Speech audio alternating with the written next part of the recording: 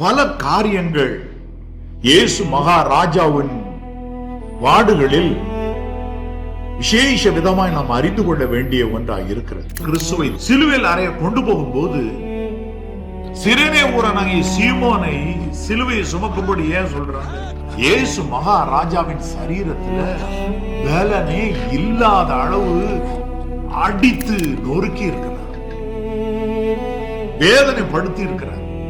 பாவ சிற்றின்பங்களை அனுபவிக்க வேண்டும் என்று இச்சையிலும் பாவத்திலும் கெட்ட பழக்க வழக்கங்களிலும் வாழும்படிக்கு ஓடின உங்கள் அக்கிரமங்களை சுமக்கும்படி சரீரத்தில் பலனே இல்லை என்று சொல்லப்படுகிற அளவிற்கு இயேசு மகாராஜா அடிக்கப்பட்டிருக்கிறார்.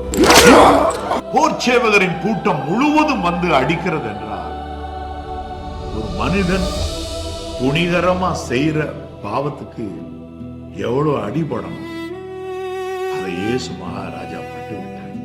சிற்றின்பங்கள் வேண்டாம், இச்சைகள் வேண்டாம், கர்த்தருடைய பாதத்திற்கு ஓடி வருவீர்களா? என் ஆண்டவரே, என் தேவனே என்று குமாரனுடைய பாதத்தை முத்தம் செய்ய வருவீர்களா?